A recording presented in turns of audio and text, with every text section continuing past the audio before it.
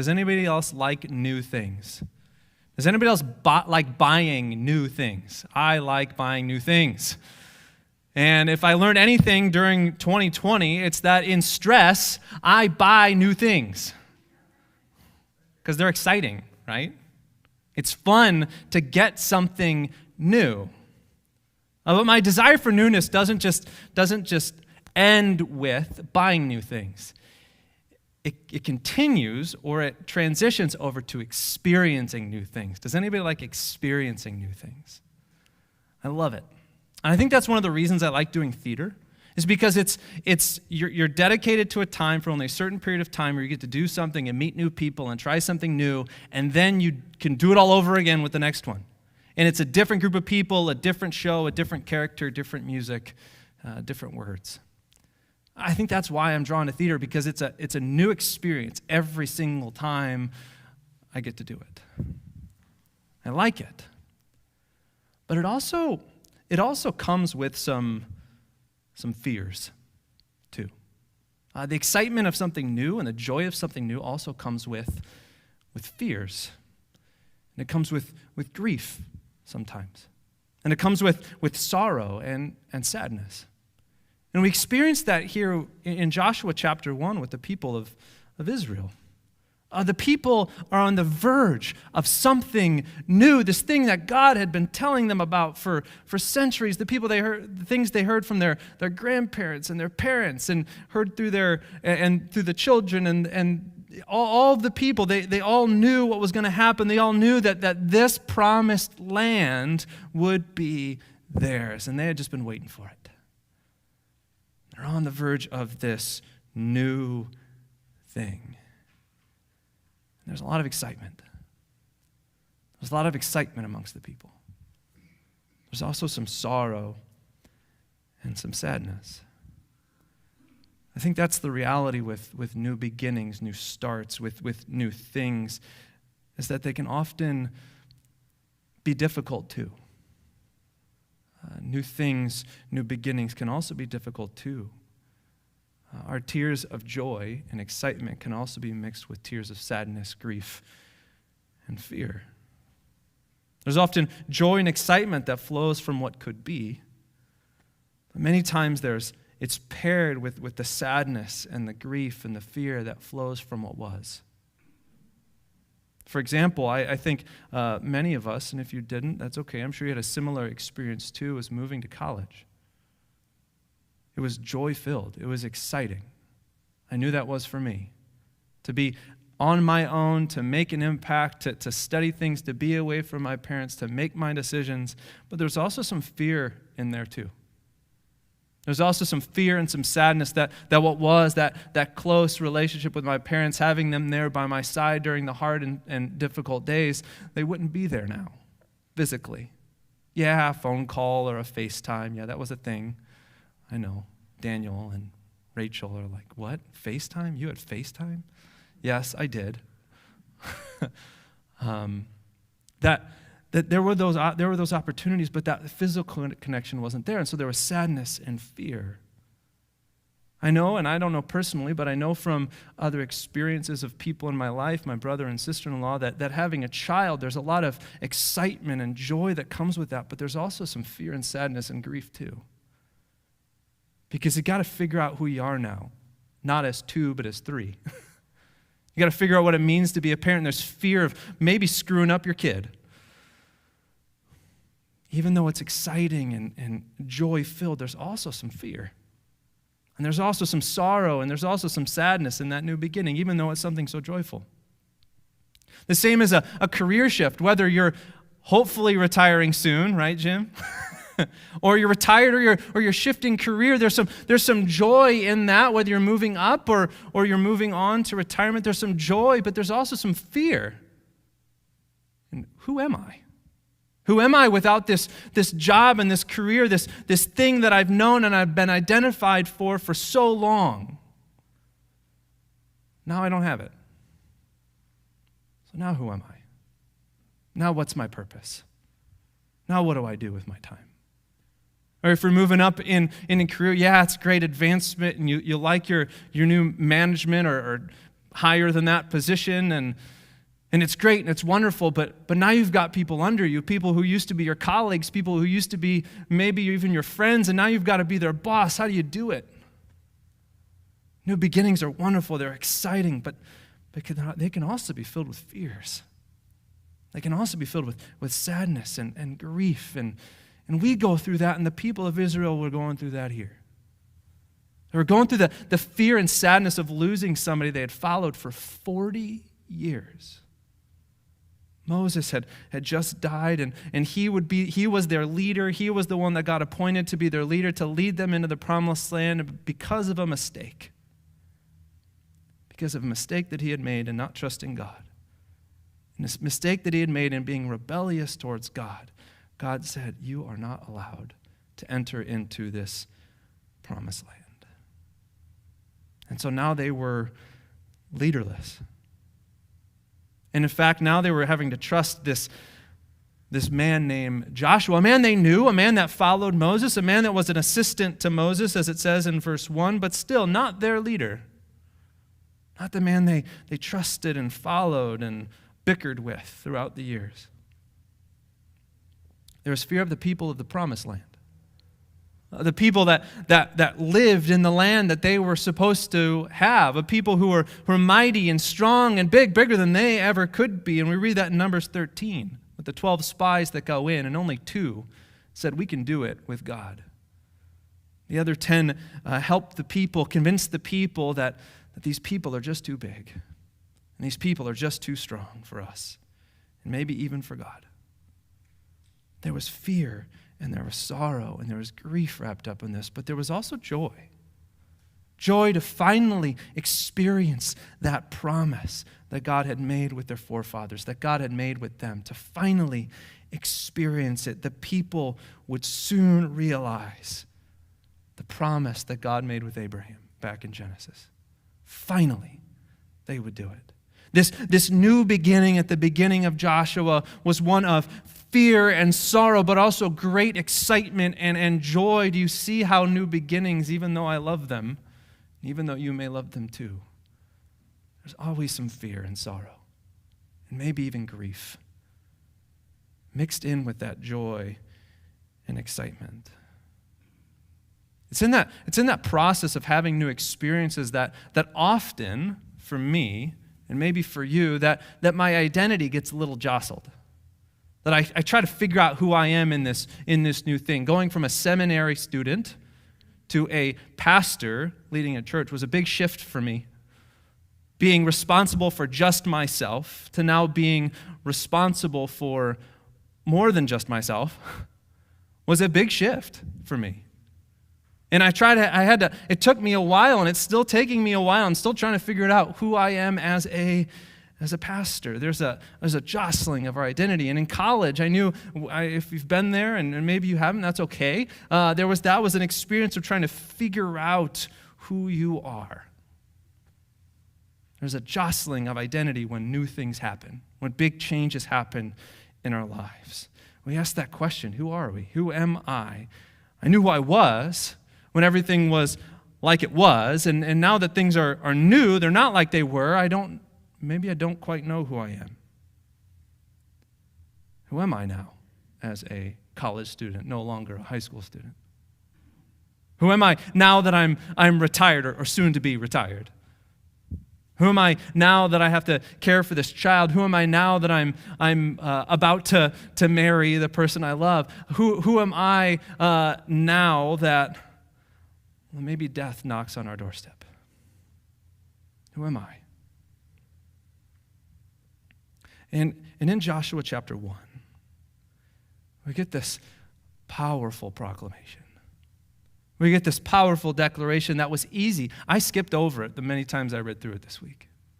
And it wasn't until later in the week that I finally saw it from Moses. Who he was a person associated with the law of God. You are, in the eyes of, you represent the law of God, the commands of God, the ordinances of God. You must do these things to justify yourself, which we know we can't do. But that's what Moses was representative of.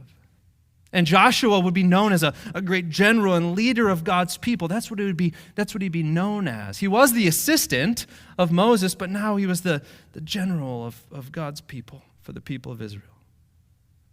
This is who they were, assistants and representatives of the law. And maybe you knew who you were at one time, and maybe you're going through a period of transition, of a new start, of a new beginning, and you're trying to figure out who you are now. And it's in this passage that we get this beautiful word. This beautiful word of God that wasn't just true for Moses, that wasn't just true for Joshua, but it's also true for you. It's right there in verse 2. Moses, my servant. It's the word my, especially when God says it. That's one of the most powerful gospel words in this passage, and one of the most powerful gospel words that you and I will ever hear. That God says, you're mine. It wasn't the mistake that God remembered. It wasn't Moses' inability to enter the promised land. It wasn't even his association with the law. What God says about Moses and about Joshua and about you and I is that we are his. You are mine, God says. The creator of the universe, the perfect, divine, glorious creator of the universe, even with us being as sinful and as broken as we are, he says, you are mine. You are my servant. And most importantly, you are my child. And it's an identity that isn't dependent on me. It's not dependent on how bad I was or how good I will be. I'm his. And he's mine. And it's the same for you. It doesn't matter who you were or who you hope to be. It doesn't matter how sinful you were or how good you hope to be. It doesn't matter how great you are or how great you hope to be. This is still the truth for you. You are his. God says, you are mine. These are words of Jesus that I reflect on often, and they often come up in sermons because they are so meaningful to me. Words of Jesus from the cross. He goes, my God, why have you forsaken me? You know those words? You've probably heard me say those words a lot. My God, why have you forsaken me? It's in that question of Jesus from the cross that you and I receive the guarantee of that identity. It's in those words of Jesus on the cross that you and I receive that identity as my children, as God's children, not my children. You don't want that. God's children. It's in those words that Jesus gave up his position, that gave up his perfection, that heaped on himself your sin and mine. It's in that question, in that event on the cross, that Jesus takes on our identity as sinners and gives us a new identity as God's children. It's in that event, in that question, in that experience of Jesus for you and for me, that he takes on our identity as sinners and gives us an identity of his children. And it's in the tomb that he buries that old identity of yours as a sinner and replaces it in his resurrection with an identity as his child. It's in the work of Jesus that my of God, that you are God's child, is guaranteed for you. It's not a question anymore. It's not a will it happen. It's not I want to be that. It's a you are that because of Christ. Jesus is that guarantee. And whether you find yourself going through a new beginning or something new or something old is coming to an end, no matter what changes and what what stays the same in your life, the gospel truth remains. The gospel that Joshua knew, that Moses knew, that the people of Israel heard here, and many of them knew, that you belong to God. And for them and for us, the guarantee is in and through Jesus. Now, throughout the book of Joshua, you will hear, if you read it, we're not going to get the whole thing in 7 weeks, so if you read it, you're going to hear about wars and battles and these big defeats of armies and all this stuff, and it's mighty, powerful strength and you see this mighty, powerful strength of God. All those things are true. But the most pure and true show of strength and power of God throughout this entire book of Joshua, the most true and powerful revelation of God's strength, and it can be seen and experienced most clearly, is his undying faithfulness to these people, his unwavering love for an extremely wavering people. It's seen in his unending favor of those who will never earn it and have never earned it. That even a sinner like Moses and Joshua and all these people of Israel would be called mine by the Creator of the universe. That like them, even you and I can become his children and remain his children. For the people of Israel, it was a time for something new. And in that new thing, God's promise and his presence and their God-given identity would be their guidepost. It would be their firm foundation. These things, God's promised presence and their identity in him, these things would be their strength and would be their courage in the midst of all the change, in the midst of this new beginning.